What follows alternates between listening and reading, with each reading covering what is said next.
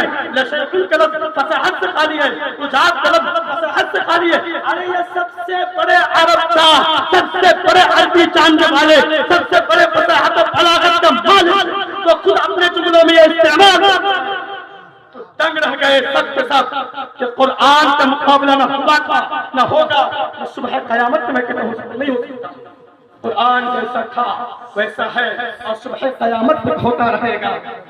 اس لیے قرآن سے اپنے آپ کو جوڑیے. قرآن مجید فرقان حمید کا اپنے بچوں کو حافظ قرآن بنائیے.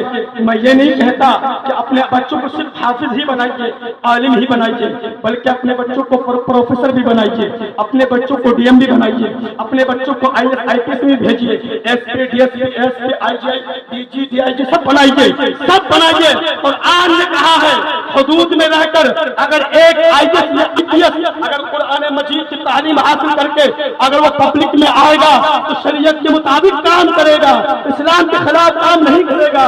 اگر ایک حافظ قرآن عالم دین ڈاکٹر بنے گا تو وہ علاج کرے گا، شریعت کے روح سے کرے گا، شریعت کے حدود میں رہ کر کرے گا. اور یہ قرآن نے ہمیں کہا ہے کہ تم قرآن میں گوتا جاؤ تمہیں ہر چیز ملے گا. قرآن کے اندر سائیکولوجی موجود ہے، قرآن کے اندر سب کچھ موجود ہے.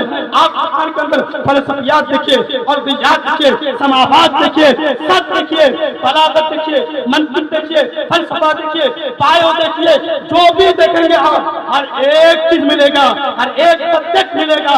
لیکن علم ہونا چاہیے، فکر ہونی چاہیے، تفہم ہونے چاہیے، تب جا کے قرآن سمجھ میں آئے گا. قرآن کسی اور کی کتاب نہیں ہے. حدیث پاک کا حکم ہے خیرکم من تعلم القرآن وعلمہ، تم میں بہترین انسان وہ ہے قرآن کو سیکھے اور سکھائے. قرآن کو سیکھے، سیکھنے والا بھی بہترین اور سکھانے والا بھی بہترین ہے. اچھا ایک بات اور بتاؤں، قرآن مجید فرقان حمید کو جب مدرسوں میں طلبہ پڑھتے ہیں تو قرآن مجید کو حفظ کرنے میں اتنا پڑھ ڈالتے ہیں کہ جتنا ایک عام آدمی مرنے تک نہیں پڑھ سکتا. کس قدر محنت اور مشقت کر کے ایک بچہ حافظ قرآن بنتا ہے، ایک بچہ عالم دین بنتا ہے. آج ہمارے معاشرے میں ان لوگوں کی قدر کم ہو گیا ہے. لوگ انہیں بری نظر سے یا ذلیل و خوار کی نگاہوں سے دیکھتے ہیں. ایک جملہ دے رہا ہوں، جب ہماری قوم علماؤں کو، حفاظوں کو اپنے سر کا تاج بنا کے رکھے تھے تب یہ قوم اقتدار پر تھی، تب یہ قوم حکومت پر تھی. جب قوم کے علماء اور رہبروں کو لوگوں نے ذلیل و خوار کی نگاہوں سے دیکھا تو آپ دیکھ سکتے ہیں کہ ہندوستان کے حالات کس قدر خراب ہو چکے ہیں. آپ لوگ بہار میں رہتے ہیں، ایک گاؤں میں رہتے ہیں، احساس نہیں ہوتا ہے، لیکن چاہیے یو پی کے بڑے بڑے شہروں میں جائیے، مسلمان ہونا کتنا کٹھن اور دشوار ہے، کس قدر پریشانی ہے. آج بچیاں مرتد ہو رہی ہیں، کون اس کا جواب دہ ہوگا؟ آپ نے اپنے قوم کو علماء کو آگے بڑھنے نہیں دیے. قوم کو علماء اگر کچھ بولے تو آپ اسے سماعت کرنے اور اسے قبول کرنے کو تیار نہیں. ہم سے بڑا کوئی نہیں ہے، صرف عالم اور حافظ اور یہ جو لوگ ہیں سارے لوگ ہیں، صرف ان کا دور مسجد ہی تک ہے، مدرسے تک ہی ہے اور 40واں اور تیجا یہی تک ہے اور کسی معاملے میں نہیں.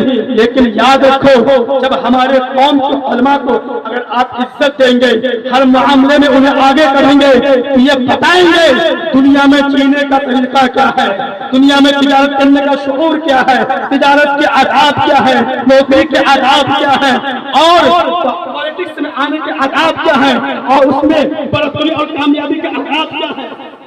تو بہرحال بہت ساری باتیں کہنے کو ہے. اللہ کا شکر ہے کہ یہ بچہ حافظ بنا اور محترم شاکر صاحب اور ان کے بھائی